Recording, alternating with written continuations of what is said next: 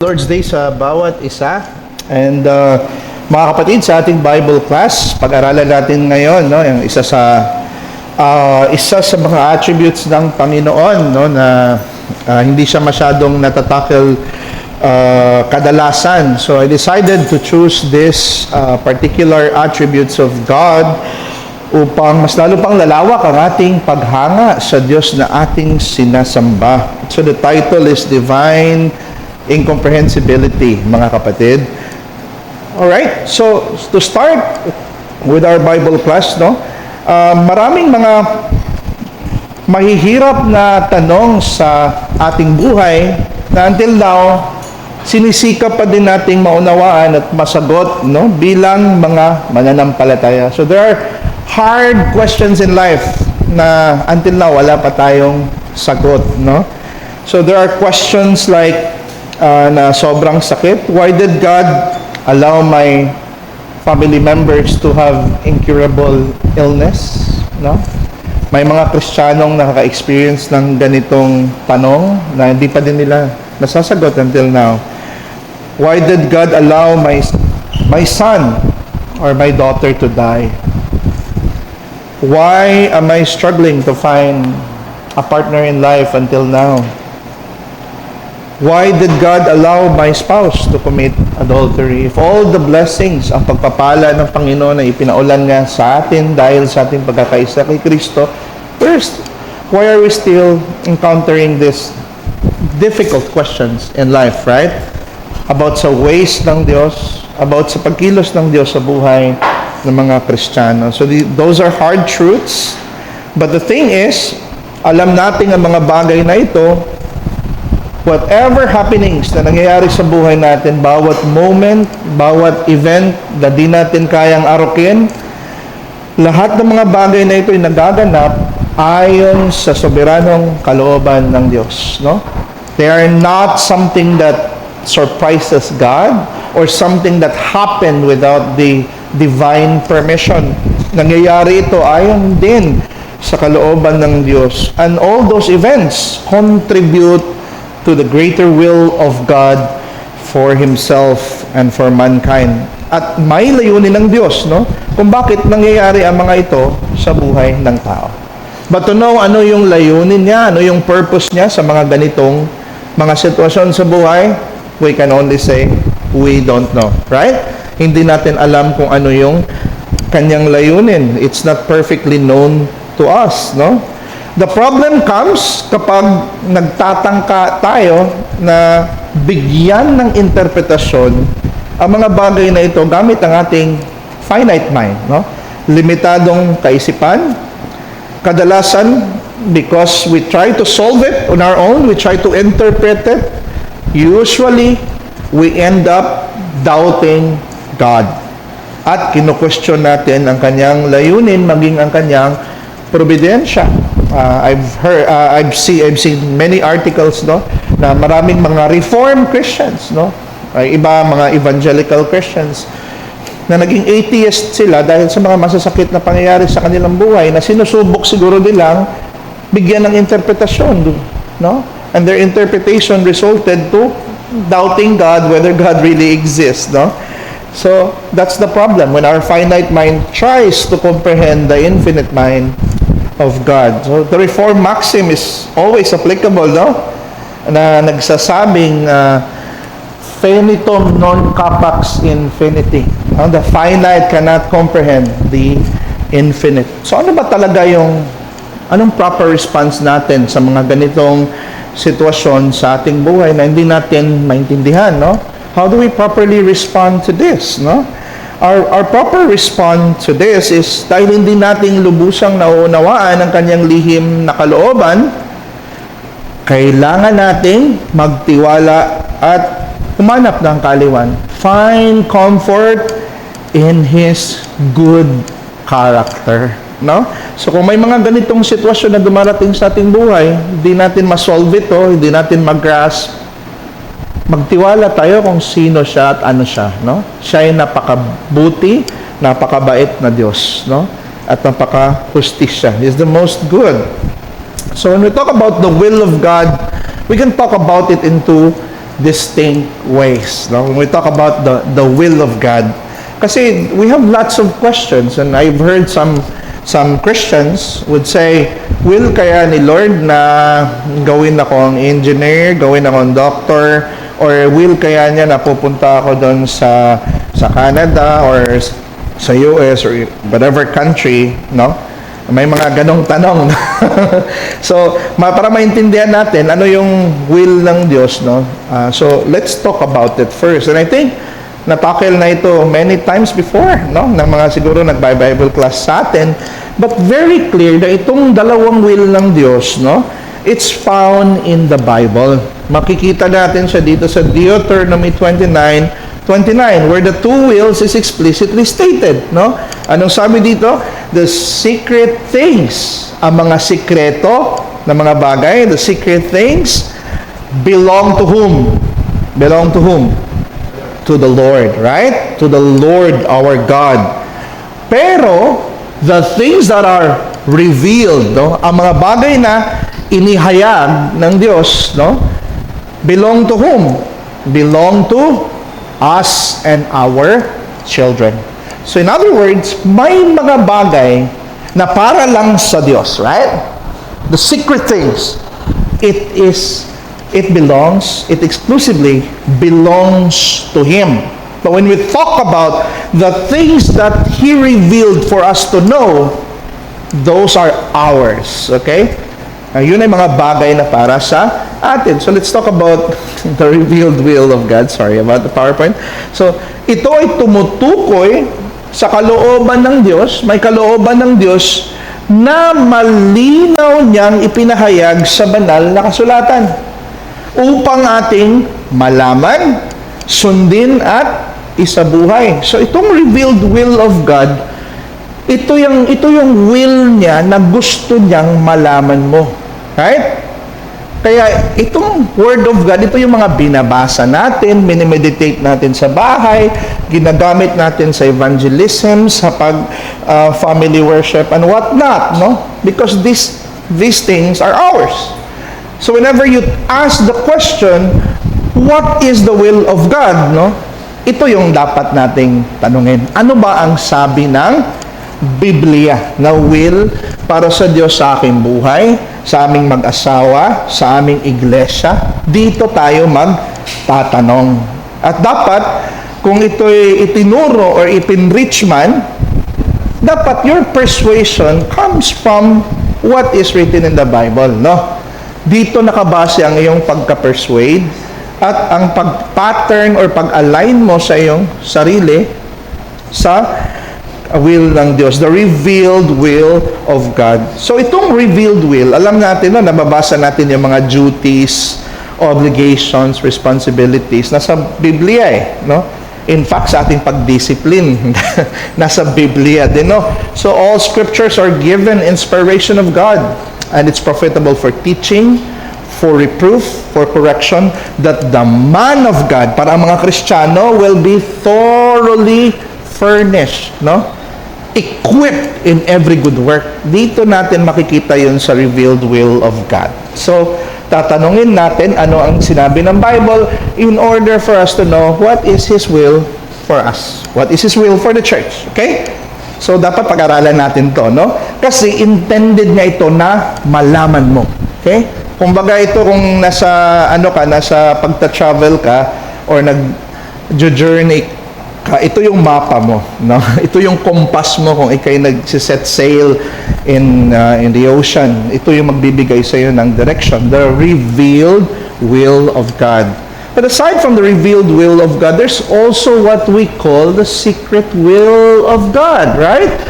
May mga bagay din na secret, no? Na hindi natin alam, pero will ni Lord. Yung revealed will of God, yung 10 Commandments, for example, kaya natin labagin, right? Pwede siyang malabag, pwede din siyang masunod. No? Pero itong secret will of God is different. Una, tinatawag itong secret will, ito ay tumutukoy sa kalooban ng Diyos, will of God, na for a time, siya lamang ang lubos na nakakaalam. Okay? It's something that He perfectly knows alone for a time. At nananatiling misteryo ito sa tao, sa buhay na ito. So, hindi tayo pwedeng mag-guesswork. Ano kayang secret will ni Lord? Bakit na late ako? Diba? Ano kayang secret will ni Lord? Bakit may traffic, may bagyo? Di, pinarusahan niyang nation na yan dahil sila sa kanilang mga kasalanan. Guesswork mo yun, mga kapatid, no? Nagbibigay ka ng sarili mong interpretation. But these things are not for us, right? Sometimes malalaman natin after the event happened, okay? Pero ito'y bagay na hindi dinisenyo ng Diyos for us to know, no? Ito ang makapangyarihang kalooban ng Diyos na tiyak na magaganap at hindi nakasalalay o nakadepende sa mga nilalang. So the difference between this secret will, kung anong winil ni Lord, itong decree niya dito sa secret will, it will come to pass without fail. In other words, yung secret will, yan yung mga eternal decree na mangyayari sa sanlibutan, no? At sa mga Kristiyano. So, let's look at Isaiah 46:10. Look at the God of the Scripture, mga kapatid, no? Declaring the end. So this is how our God differs from the pagan gods sa ibang mga Diyos-Diyosan, because ang God of Scripture, He already declares the end from what vantage point? From the beginning, mula pa lang sa simula. Kaya ang challenge ni Isaiah, palabasin niyo ang inyong Diyos. Let your God declare what shall happen in the future. And we will believe in them if they can declare what's in the future. But our God, Yahweh, declare the end from the beginning. Kasi dinikri niya kung ano mangyayari sa hinaharap, right? In the future. And from ancient times, mula pa sa ancient times, things not yet done. No? Kaya ang Bible, wala makapag-contest sa Bible eh. Kasi lahat ng pinangako ng Old Testament na-fulfill sa New. Walang propesya sa Biblia na hindi natupad, mga kapatid, no? Nag-declare muna ang Diyos mula sa simula before the thing hasn't happened yet, para makita that He is the God of providence, He's the God of history. And ito yung mga secret will niya. Dineclare na yan from the beginning before it came to pass. So going back to the secret will of God, ito ang makapangyarihang kalooban ng Diyos na tiyak na magaganap. It is certain to happen. If the Lord decrees that you will be saved, you shall be saved. Maliligtas ka talaga. No? At hindi nakasalalay, nakadepende sa mga nilalang. Kahit marami pang pipigil sa iyo para hindi ka maligtas, maliligtas ka talaga. Just like the Apostle Paul, right? And this secret will, nagkakaroon tayo ng idea kung ano ang secret will ng Diyos pagkatapos maganap ng isang pangyayari. Pag nangyari na siya, yun pala yung will ni Lord. Nagkaroon tayo ng idea, no? Even though hindi nga yan perfect, pero nagkakaroon tayo ng idea na yun pala yung purpose niya. Pansin niyo si Joseph, no? Kung nandun pa tayo sa time na si Joseph ay ibinenta ng kanyang mga kapatid doon sa Egypt, di natin gets, no? We don't know anong plan ni Lord dito. Bakit siya ibinenta doon ng kanyang mga kapatid? Pero nung matapos mangyari yon, si Joseph pala naging means para maging savior, para pakainin yung Israel at saka ang buong nations. Kaya sabi ni Joseph, no, here's his interpretation of the secret will of God. Hey, here's what happened. You meant it evil for me. Evil ang inyong mga intention. But God meant it for good. Do you see that? Nalalaman lang natin yung secret will ng Diyos kadalasan pag nangyari na ang event. Hindi before. Okay? So, hindi tayo nag-guesswork, no? Sa kanyang mga plano. Next. Nagkaroon tayo ng idea kung ano ang secret will ng Diyos pagkatapos maganap ng isang pangyayari. So, His will, mga kapatid, ang will ng Diyos is beyond us, no? beyond sa tao, no? If we're going to look at the description of Scripture, paano dinescribe, inilarawan ng Scripture ang understanding ng Diyos? It is beyond measure. Pag sinabi beyond measure, hindi kayang sukatin, right? Hindi mo masusukat yung kanyang understanding. Okay? Precisely because He is infinite in His understanding, and His greatness is unsearchable. Look at the God whom we serve, no? Ang greatness ng Diyos is unsearchable. Hindi mo kayang saliksikin, no? Kaya nga, nung si Job, ang dami niyang question sa Panginoon, right? Job 39, anong sagot ng Diyos sa kanya, no? Na, pati ako, na nung nabasa ko yung line na yun, na, oo nga, no, napasabi ako, sagot ni Lord, where have you been when I laid the foundation of the earth?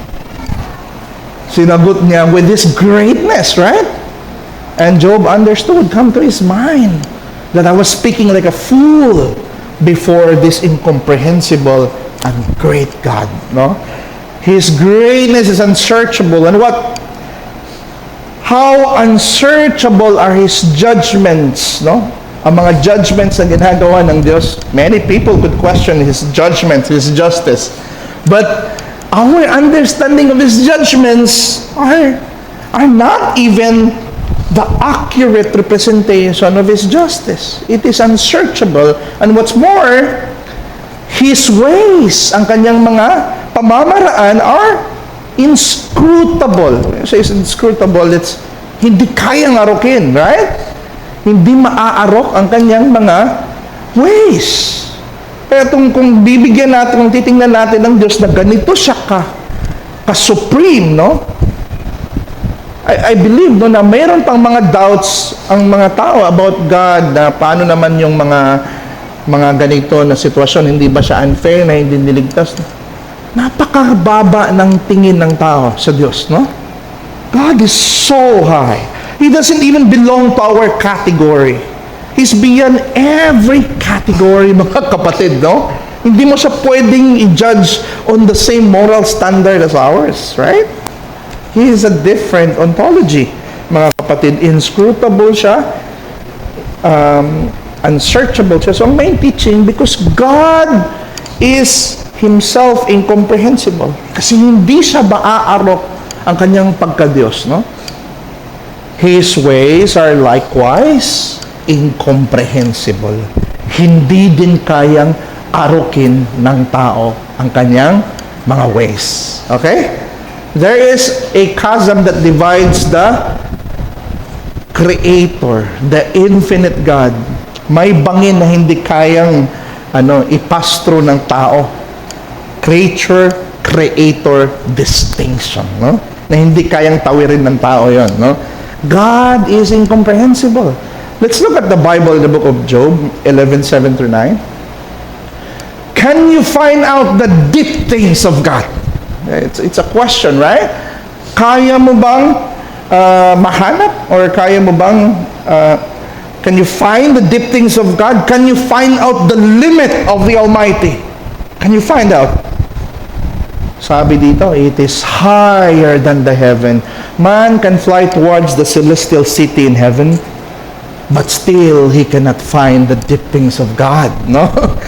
Deeper than Sheol, the realms of the dead, sa pinakamalalim na bottomless na realm, kung nandun ang mga patay.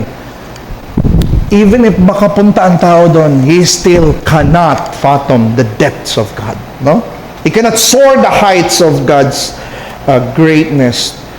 Sabi dito, what can you know? You know? What can you know? Its measure is longer than the earth and broader than the sea. You look at the measurement. Broader, wider than everything that you see around you. If you see the universe is so vast, that pales in comparison to the immensity of God's greatness, mga kapatid, no? It's important to note, malinaw na itinuturo ng Biblia na ang lalim at taas ng kakanyahan. I got this word from Pastor Romeo in Dayan, because I use the word DY when I talk about substance and essence. But he told me it should be kakanyahan. Okay, I'll use that. So I have here kakanyahan, no? The essence. Malinaw na tinuturo ng Biblia na ang lalim at taas ng kakanyahan or being at mga pamamaraan or ways ng makapangyarihang Diyos ay hindi masusukat. No? When we talk about His being, hindi masusukat. In 1 Timothy 6:16, this is one of my favorite verse, no? Sa Timothy. Sabi dito, dinescribe si Lord, who alone has immortality. Take note. Di ba may mga immortal beings, right? Pero sinabi dito, who alone has immortality. Ibig sabihin, yung kanyang immortality is of a different category than other immortalities, right? Who dwells in unapproachable light.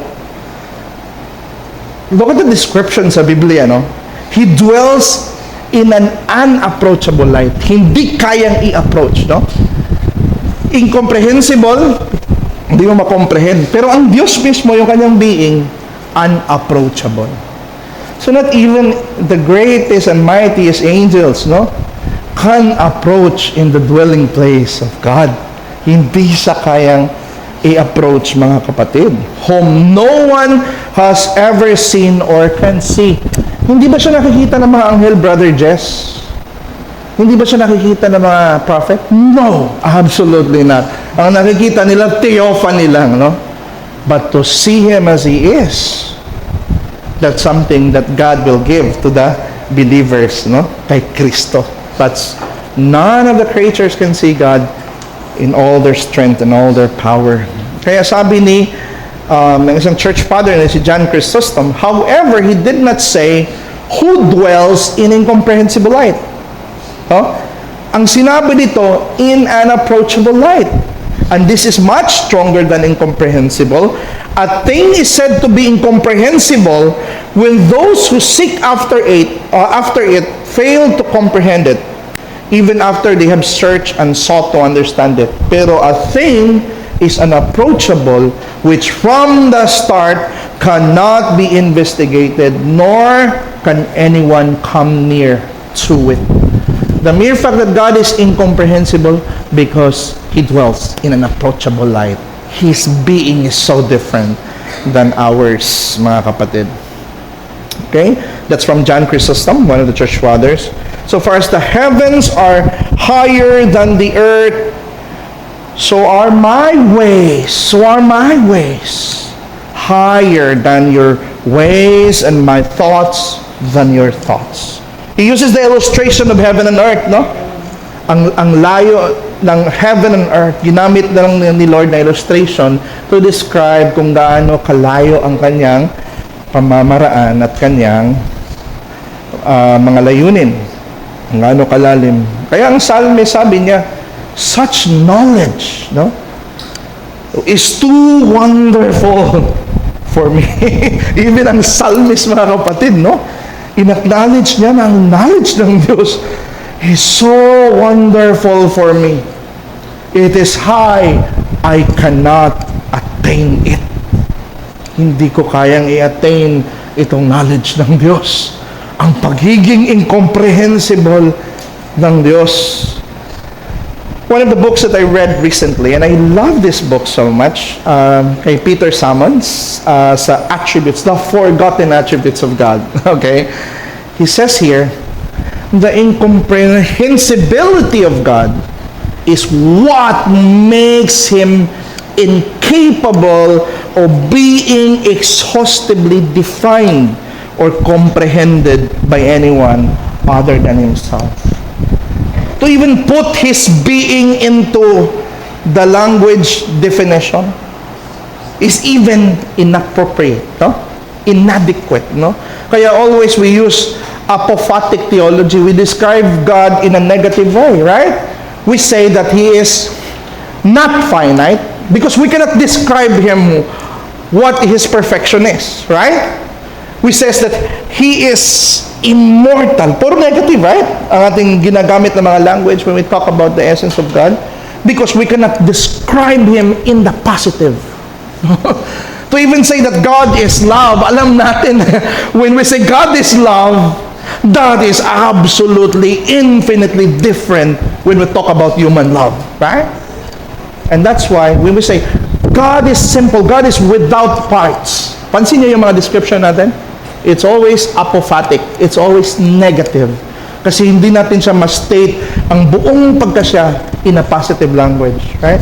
That's the God of the Scripture. So, clarification. Okay, ang question nito, Brother Jess, no? Napaka-incomprehensible ng Diyos. Napaka-incomprehensible ng kanyang ways. Kung hindi natin siya makomprehend, ba't pa tayo nagbabasa ng Biblia? No? Ba't pa tayo pumapasok sa GMA? Ba't pa tayo nag-aaral? Kung hindi man lang natin siya makomprehend. Well, bagamat ang Diyos at ang kanyang pamamaraan ay hindi lumusang maaaraw. Kung magsimula tayo sa tao, aakyat siya papunta sa Diyos, hindi niya makukomprehend ng Diyos. No? Hindi din niya maintindihan ang Diyos. If you start from man, climbing its way to the infinite heights of God, he can't. No? He can't understand a thing about God. Pero, hindi ito nangangahulugan na hindi na siya maaring makilala sa anumang paraan. So, if man will climb his ways to God, hindi niya maintindihan ang mga bagay about sa Diyos. Pero, it will only be possible that man can know God. How? If God Himself will do the act of accommodating His truth to humankind. No? Pag iniangkop ng Diyos ang kanyang katotohanan, ang infinite truth niya, in a way that we can understand, only then naging possible na maintindihan natin ng Diyos. Okay? Alright. So we can still know Him because the Bible says, pansin niyo yung paradox ng Bible? It talks about the immeasurableness of God's knowledge, right? Incomprehensible ang Diyos, in an approachable light siya nakadwell. Pero at the same time, is the paradox of Scripture, no? Sila may parang kabalintundaan dito, no? Na nagsasabi na kayang makilala ng tao ang Diyos, right? In fact, sabi sa Jeremiah 9:24, let him who boast in this, that he understands and knows me. This is eternal life, that they know you, the only true God, right? But I am not ashamed, for I know, sabi ni Paul, I know whom I have believed. In 2 Timothy. On the one hand, no, sinasabi natin na may incomprehensible knowledge ang Diyos na di natin alam, di natin maarok.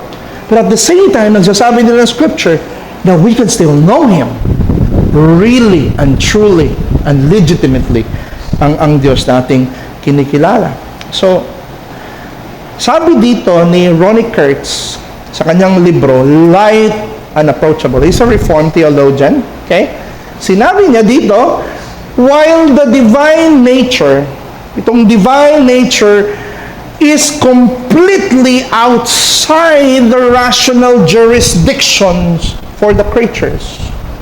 Hindi siya saklaw ng ng intellectual knowledge ng tao, ang being, ang divine nature, human and angels alike. Pero sinabi dito, but God what? Has revealed Himself.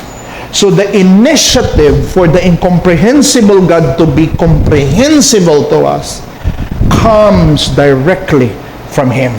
No?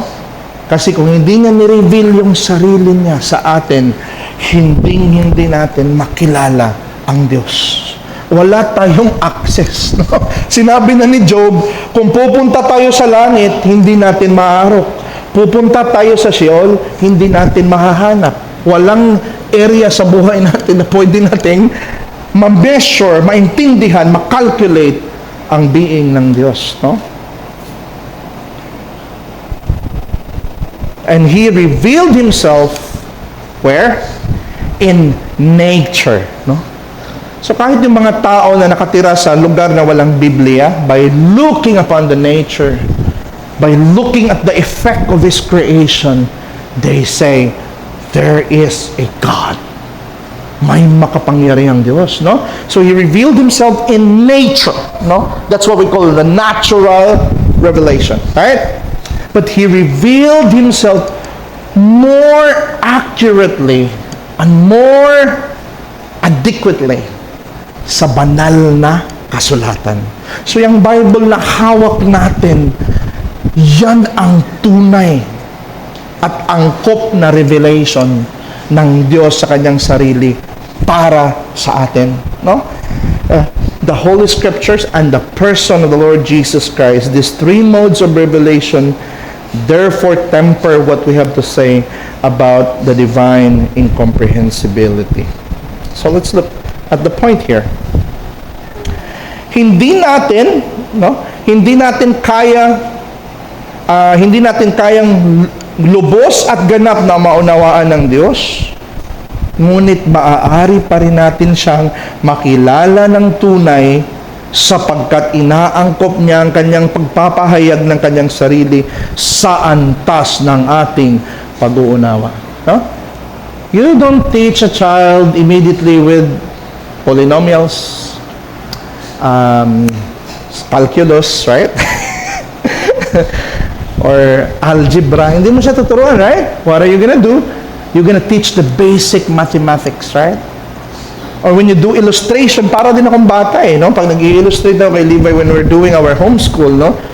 Tingin ni Mrs. sa akin, para naging bata din si Jezreel, naging child din the way magsalita, which is not really good, no?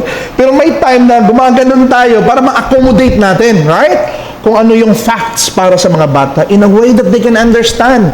We think about ano ba yung mga bagay na familiar sa kanya. And then we use that as an illustration, right? And that's what God is doing, no? God also is accommodating His Word, His revelation para maintindihan natin kung ano yung kanyang layunin para sa atin. Kaya mababasa natin sa Biblia, and it grieves His heart. Nag-grieve ang heart ni Lord. Kalaban yata to sa impossibility, no? And it repented God na ginawa niya yung tao. Pansin niyo yun? Those are language accommodation para maintindihan ng tao, no? Ang Diyos mismo. So, there was a reel doon sa Facebook. There's a reel na nabasa ko, na panood ko, no? Sabi ng isang Indian, no, na nandun sa sa isang hotel na di siya marunong mag-English, no? Sinabi niya sa ng hotel, tinawagan niya yung personnel na, are you familiar with Tom and Jerry? Tinanong niya, are you familiar with Tom and Jerry? Sabi niya, yes sir, I watch it. That's a cartoon, right? Cartoon character. Yeah. You know Jerry? You know Jerry? So, the mouse? The mouse? He said, yeah, Jerry's here. So, ibig sabihin niya pala, may mouse pala doon sa hotel, no? At nag-gets agad ng hotel personnel na sabi niya, okay, I'll get that Jerry out from there. So, ang kanyang ginawa is, he tries to look for a thing that commonly alam nilang dalawa. And he accommodates it. Kasi kung nag-i-Indian siya, incomprehensible yon sa babae. Right? O sa personnel. So, that's what he did. God, in a way din, ganon din yung ginawa niya. In-accommodate niya. In fact, may mga types and shadows pa nga, no? Sa Old Testament, pansin nyo, parang nagbibigay siya ng illustration, the Noah's Ark, para maintindihan natin na Savior siya. In-offer ni Abraham ang kanyang anak para maintindihan natin someday that the Father will also give His Son. Right? All of those are illustration. And mind you, God is a great teacher. And a great teacher who's great in making illustrations, no? And accommodations. Ganun siya, mga kapatid. So, kaya though incomprehensible siya, naging comprehensible siya sa atin. Kasi i-reveal niya sa way na naintindihan natin. So, ang mga bagay na alam natin tungkol sa Diyos na kanyang ipinahayag sa atin, Gaya ng kanyang pag-ibig, habag, kabutihan at ay kailanman hindi natin maaarok ang lalim at lawak.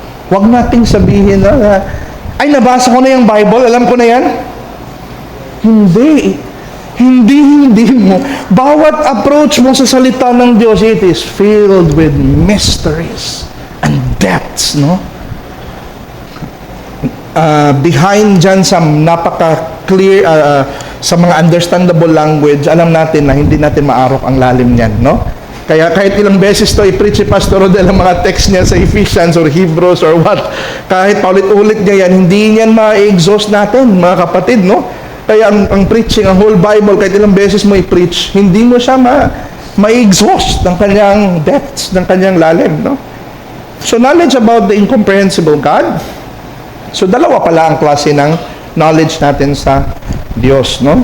Pag sinabi nating archetypal knowledge, ibig sabihin nun, ito'y ganap at perpektong kaalaman ng Diyos na tanging ang Diyos lang ang meron, no? That only God knows, na tanging siya lang ang lubos na nakakaunawa. Pansin niyo si Christ? No man knows the Father except the Son. Pansin niyo yan? Hindi ba alam ni Abraham? Hindi ba? May different quality ang knowledge na meron ng Diyos na different sa atin, no? Na siya lang ang nakakaunawa. Walang tao ay ang may taglay ng archetypal na kaalaman. Okay? Tanging ang Diyos lang. So, none of us have the capacity to understand God the same way God understands Himself. Okay? Make no mistake about it. Nor will we in heaven have anything but archetypal theology. Our knowledge of God will never be comprehensive, even though our knowledge of Him will be thoroughly accurate. So, bagamat accurate yung knowledge natin biblical, hindi yan comprehensive. No? Hindi siya comprehensive. No matter how pure your intention, no matter how high your intellect, no matter how sincere your motives, or rigorous your study habits, kahit ilang beses ka pa magbasa ng mga libro, ubusin mo na lahat ng systematic theology, hindi mo pa din kayang malaman comprehensively. Kaya ang mga theologian will always have that posture of humility sa harap ng Diyos, no? Because incomprehensible itong Diyos na na ating pinaniniwalaan. So, archetypal knowledge, ito yung para sa atin, no? Ang tunay, true knowledge ito, ngunit may hangganang kaalaman. Meaning to say, finite knowledge, no? Tungkol sa Diyos, na malayang ipinagkaloob at iniangkop ng Diyos upang maunawaan na mga nilikhang may hangganang pag-iisip or finite mind. So let us be contented with the archetypal knowledge, mga kapatid, kung anong inireveal niya sa atin. Caution, bagamat hindi ito perpektong kaalaman pagtungkol sa Diyos, ito ay lehitimo at totoong kaalaman. We don't need someone who will who have the someone who has the perfect knowledge, no? But someone who can share to us, who can preach to us the truth about God na lehitimo at totoo kahit hindi perfecto. So that's the archetypal knowledge. Makita natin sa light of nature, light of scripture. So the point, dahil may accommodated or archetypal knowledge, yung knowledge na iniangkop sa ating kakayahan, right? Na pinagkaloob ng Diyos, tayo pa rin ay nakakasiguro na nakikilala natin ang Diyos at ang kanyang layunin sa atin sa Biblia. We can still know because He gave us accommodated or archetypal knowledge. No? Ang word archetype is copy. No? That's the word from there. So, application to end this, para may question and answer pa tayo. Ang divine incomprehensibility, hindi excuse upang hindi pag-aralan ng Biblia. Okay? Dahil incomprehensible si Lord, di naman natin maarok, hindi na tayo magbabasa ng Biblia. No. Kasi may archetypal, no? May accommodated knowledge na ibinigay na para sa atin, no? Na dapat nating suriin at malaman. So, hindi siya excuse. Ang divine incomprehensibility umaakay sa atin sa higit na malalim na pagpipitagan, malalim na reverence, no? The more natin alam na incomprehensible ang Diyos, hindi ito magre-resulta dapat ng kayabangan, no? Sa mga nalalaman natin sa Diyos, no? Dahil incomprehensible sa alam natin na itong kaalaman natin is hindi ito'y bagay na kulang pa sa lalim, mga kapatid, no? At pagsamba habang pinag-aaralan natin ang kanyang sariling kapahayagan sa banal na kasulatan.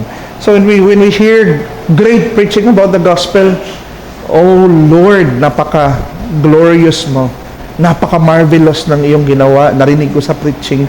Pero imagine yung narinig mo, it's an F-type, no? Hindi pa yun yung lalim talaga ng Diyos, no? Infinitely deeper pa talaga ang Diyos noon. Mas all the more kang hahanga sa Kanya, no? Kasi a glimpse of who He is can cause us marvel and amazement sa Diyos. So, ang divine incomprehensibility, nagbunga ng malalim na pagpapakumbaba sa harapan ng Diyos. And in conclusion, to end this, ang divine incomprehensibility nagtuturo sa atin na ang ating intelektual na paghahangad na makilala siya ay isang walang katapusang pagdidiskubre at pagsasaliksik sa kanyang kadakilaan na siyang magbibigay sa atin ng walang hanggang kasiyahan. So ngayon, na inireveal ng Diyos ang kanyang sarili, ang kanyang layunin in a way that we can understand, hindi ba ito dapat mag-udyok sa atin na all the more time mag-aral, no? Kasi privilege itong accommodated na knowledge na binigay niya sa atin, no? All the more tayo pupunta sa church, makinig sa preaching ng God's Word. All the more tayo magpa-participate sa mga Bible study kasi knowing the truth of God is a privilege, no? Its price is like silver and gold. More than silver and gold, mga kapatid. Even si Job treasures God's Word as his daily bread, right?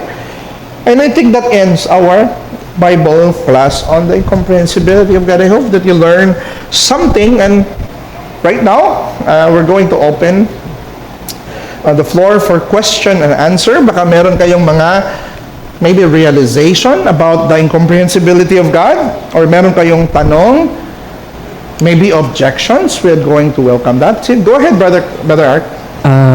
Magandang umaga, Bro Jess. Napakaganda ng iyong Bible study and napaka-enthusiasting ng discussion.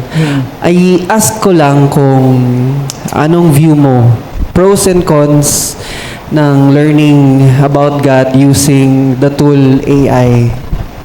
Ano sa tingin mo ang mga pros and cons nito while using it habang pinag-aaralan natin ng yung Word of God? Artificial intelligence. Yes, AI okay. like ChatGPT, Yes, Gemini. Okay.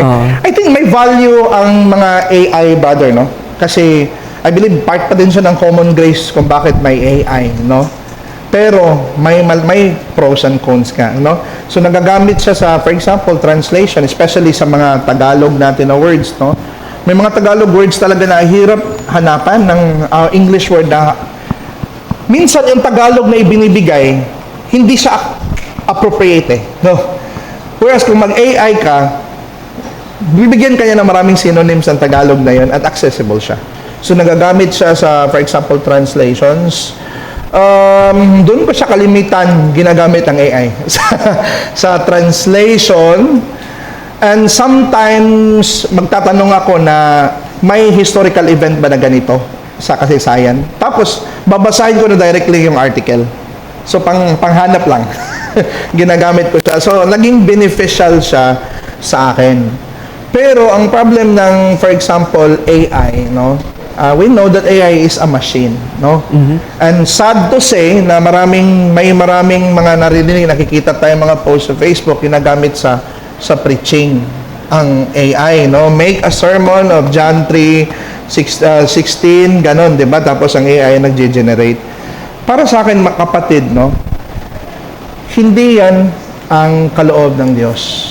At against 'yan sa preaching, being the element of worship. Kasi ang preaching, malinaw sa Bible na nagle-labor dapat yung preacher niyan, no? Malinaw 'yon sa Bible at hindi dapat ang ipapakain sa flock ng Diyos ay produkto ng isang makina, no?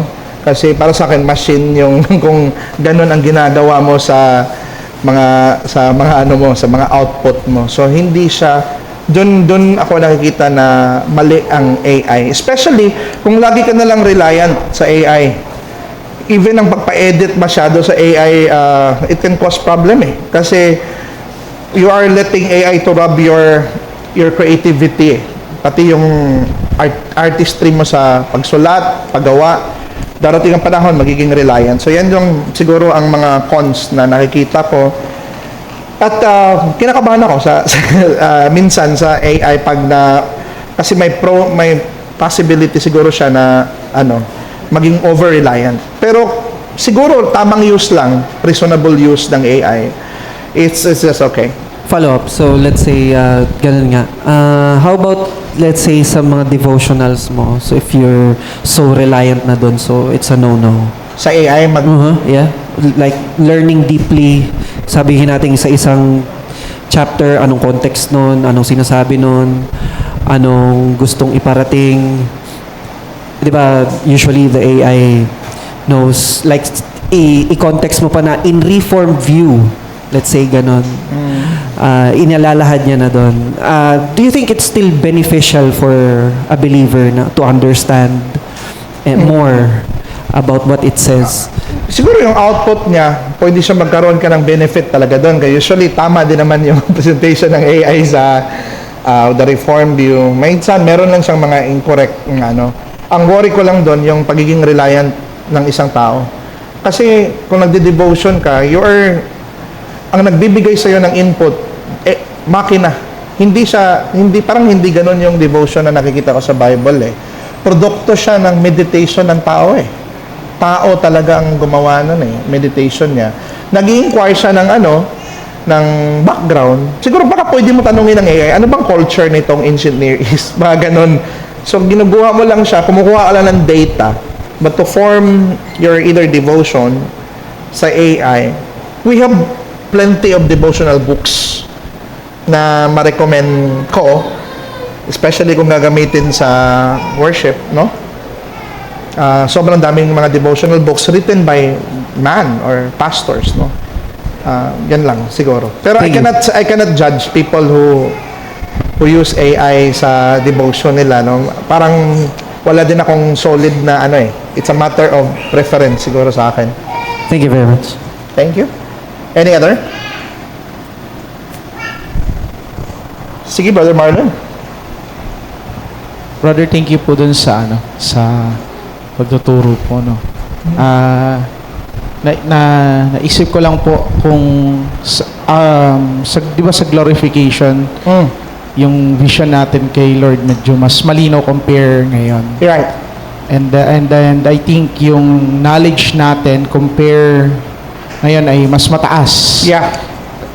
Ang question ko lang po is, under pa rin ba ng type knowledge yun pag nasa glorification tayo? Kasi parang naisip ko yung kung napakalayo ng pagitan ng magiging knowledge natin sa glorification compare sa kaya nating i-comprehend ngayon, at kung siya ay type pa, parang mas na-amaze lang ako na yung archetype knowledge ng Diyos ay hindi pa natin alam. So, parang yun lang. So, gusto ko lang i-confirm kung ganun nga po. Yeah. Ano siya, brother? Archetypal pa din siya, 100%. Pero hindi siya dumbed down. Kasi, ito yung difference, no? Mananatili ang creator-creature distinction even sa glory. No? Nandun tayo sa new earth, which is a created realm. Hindi yan yung unapproachable light pa din, no? So, mananatili tayong archetypal, kaya growing pa din ang knowledge natin. Pansin mo sa John 17:3, and this is life eternal, that they may know you as the only true God. Present tense yan, di ba, na it's a fact na forever natin kikilalanin ang Diyos. Hindi natin ma-exhaust yung kanyang infinite being. So, mag-grow tayo sa glory in a higher degree. And as our knowledge increases, so is our joy increases. so is our glory and transformation increases. So, even doon, it would be ektypal. Pero, ang kaibahan, ang enjoyment natin dito, hampered by sin eh. Hampered sa kasalanan, hampered sa ano. Kaya yung joy natin dito, mababa lang compare doon sa langit. Kasi doon sa langit, meron kang faculty na glorified body, purified soul, na magbibigay sa'yo ng greater way to absorb and enjoy the glory of God and to know Him far better. So kaya, ang comparison sa Scripture, para ng naka-dim eyes pa lang tayo dito, no? Dito sa lupa. Pero doon, makita natin face to face with our creaturely faculty. We can know Him ektypally, but not dumbed down. It's a great glory forever. Yan ang kapatid, no? So, ang problema din, ang maganda din, may sinawalat ako dati na papasalamatan mo sa Diyos na ginawa ka niyang finite at ektypal yung knowledge mo. Kasi bakit? Kung infinite yung knowledge mo, when you go to heaven, ma-absorb mo na siya in one moment.